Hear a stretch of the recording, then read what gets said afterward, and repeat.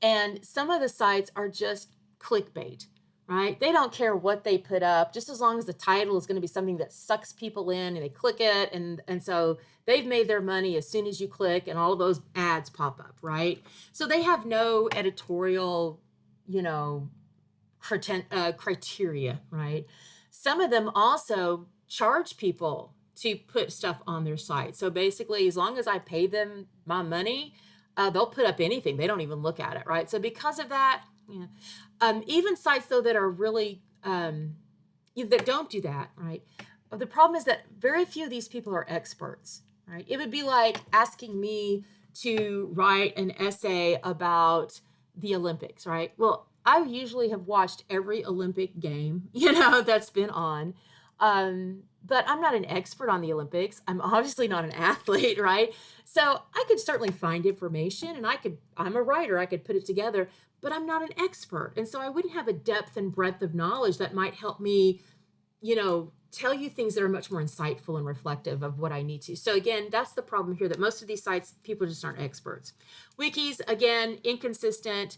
We're going to look at the Wikipedia entry on leadership so I can show you exactly why it's a problem. But again, these are the people's kind of encyclopedias, and you log in and you can add to the content of the page as long as you've got an account. But they're really inconsistent, and some of the times they don't even have information citations, right? So you don't know where that information came from. I've given you a link to the Purdue websites about credible research when it comes to internet sources.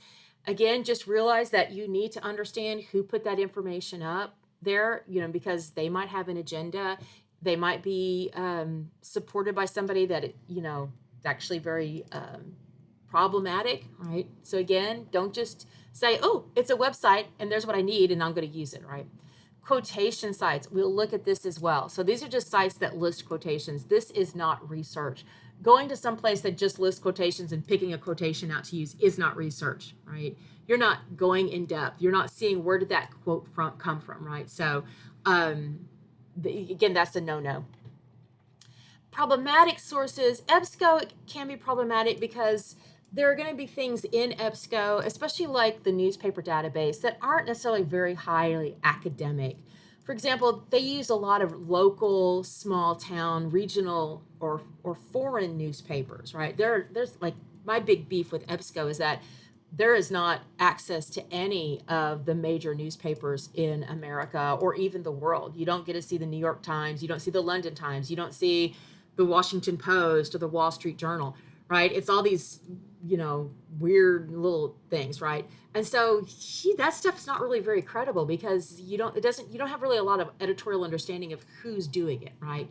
So just because it's in EBSCO does not necessarily mean that it's the best for academic research. So just again, look at, who that journal is that's putting that out, what are their credentials. Encyclopedias and dictionaries, general encyclopedias like Britannica and the Americana, and general encyclopedias like Webster's or something like that, you cannot use them in research for my class and most college classes.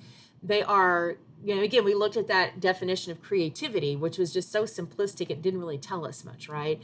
For this paper, you need to use definitions that come from experts in the field. And so that's going to be like in an article or in a book, right? So again, they're just not useful. It's common knowledge. And so you're just kind of, if you have to put something in there from an encyclopedia or a dictionary, make sure that it is in addition to the other required sources. The kind of caveat to that, or the exception to that, is what we call subject-specific encyclopedias. I've listed some, the Princeton Encyclopedia of Poetry, the Stanford Encyclopedia of Philosophy and American Jurisprudence. These are basically encyclopedias of poetry, philosophy, and jurisprudence. They are considered academic because each entry is written by an expert in the field, right? And it's written at a very high scholarly level. And so those are fine for the most part. Again, if you have some kind of encyclopedia and you think you need to use it, let me see it and I can give you thumbs up or thumbs down on it. Okay, so let's look at the website here. I've given you some links here, and I'll put this video link right here. So again, I've linked to EBSCO.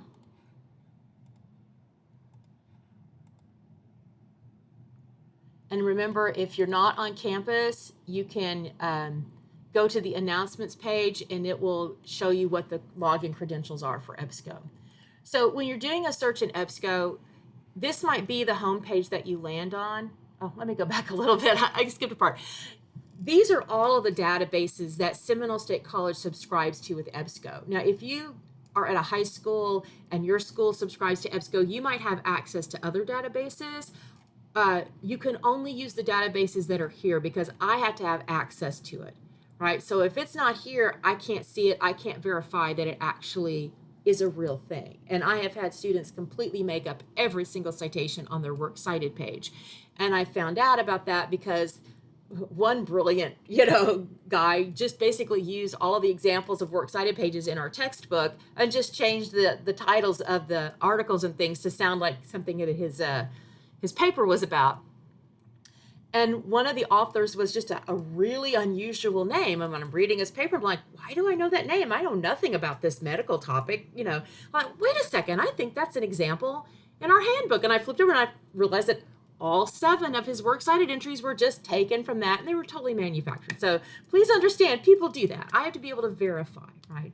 So you can look here, go through here and look at the different databases that might actually be focused on a topic that you're writing about, much more than the Academic Search Premier. I always just go here first. It's general. You can find a lot of stuff in Academic Search Premier.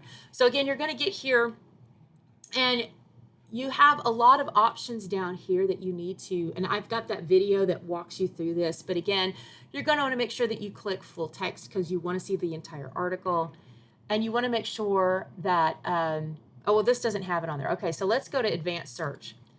Advanced Search has more options, including PDF. I don't know why PDF full text isn't on that other page.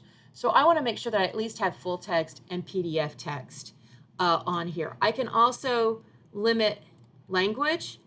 I can also limit the kind of publication type, or the document type. So this is, does it come from a newspaper? Does it come from a book? Whatever.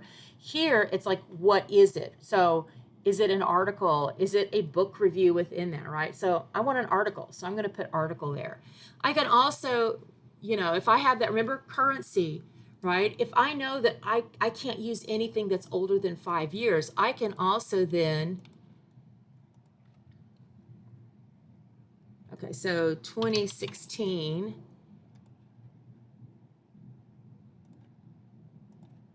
I can actually limit the search parameters in terms of date, right? And so then I'm going to come up here and I'm going to put in my topic. I always search for dolphins for some reason. I'm going to hit search.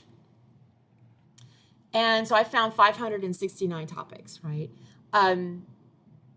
If I'm not finding a lot, I could take off the PDF full text, and that would give me full text that might be PDF, but also might just be HTML. If I say PDF full text, I'm not going to get anything that is just in HTML.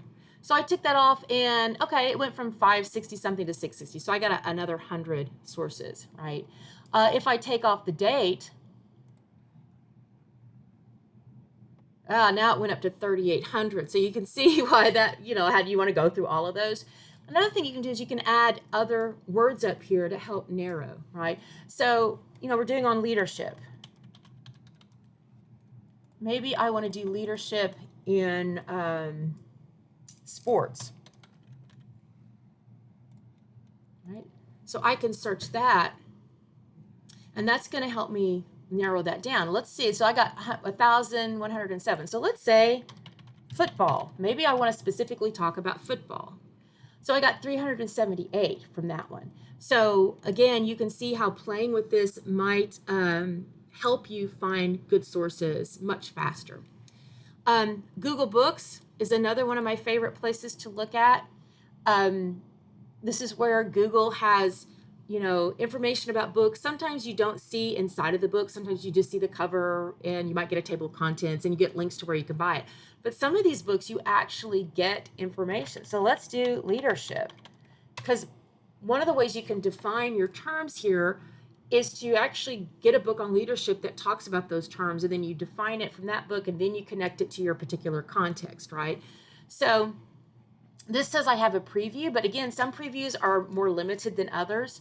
So I'm going to click that. And you can see looks like I've got